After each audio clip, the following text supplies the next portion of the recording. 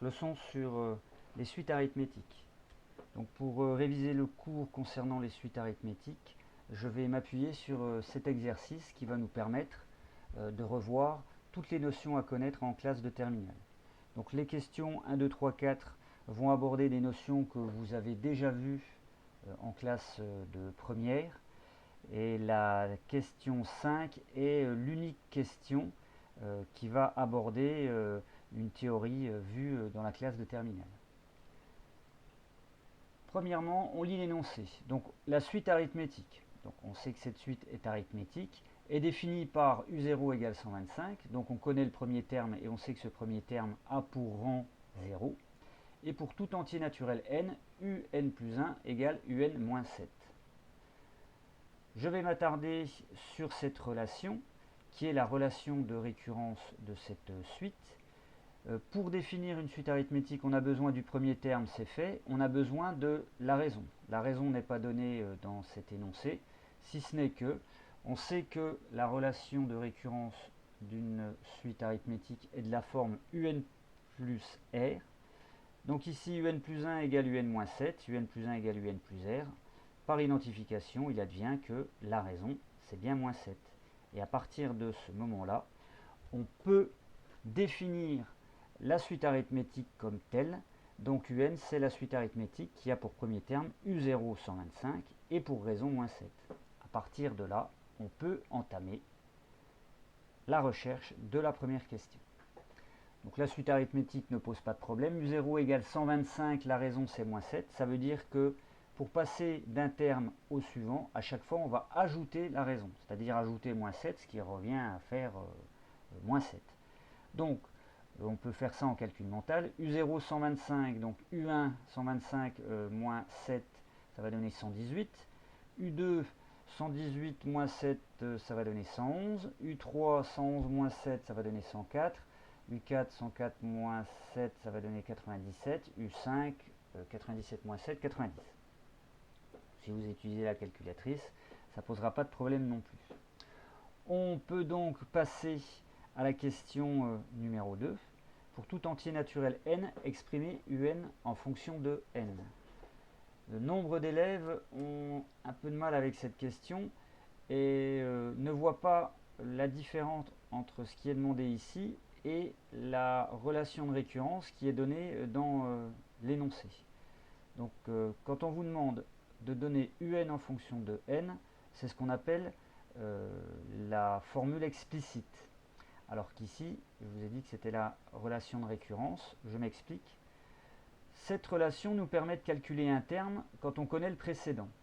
Et par exemple, si vous devez calculer U20, comme dans la question suivante, si vous utilisez cette formule, ça peut être long, puisque vous devez calculer U1, ensuite U2, ensuite U3, ensuite U4, etc. Et vous allez jusqu'à U20. Donc imaginons qu'on vous demande de calculer U1000, cette relation en règle générale n'est pas exploitable. Voilà pourquoi on passe toujours par la formule explicite et le cours nous dit que si un est une suite arithmétique de raison R, vous avez les deux formules suivantes à votre disposition. Donc quelle est la différence entre ces deux formules? C'est simplement le rang du premier terme.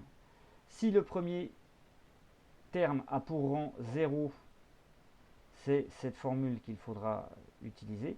Et si le premier terme a pour rang 1, il faudra utiliser cette formule. Dans l'exercice U0 égale 125, le terme a pour rang U0. Donc c'est celle-là qu'on va utiliser. On adopte donc cette formule. Un égale U0 plus n fois R. Pareil, bon nombre d'élèves ne marquent cette formule. Non, on n'attend pas de vous de marquer des formules de cours, on veut des applications numériques. Donc ici, un reste inchangé. U0, il faut marquer la valeur qui est 125. N reste inchangé, fois R, c'est-à-dire fois moins 7. En l'état, la réponse est acceptable. En classe de terminale, en règle générale, on écrit ça plutôt sous la forme n fois moins 7, c'est moins 7n. Donc réponse un égale 125 moins 7n. On passe à la question 3, qui est une application directe de la question 2. On va vous demander de calculer U10. Bien sûr, vous n'allez pas utiliser la relation de récurrence, c'est-à-dire vous n'allez pas faire U6, U7, U8, U9, U10. Vous allez calculer directement U10 en utilisant la réponse à la question 2.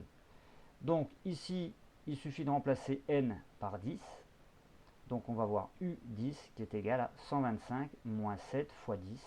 125 moins 70, ça fait 55. On vous demande aussi de calculer U20, c'est la même chose.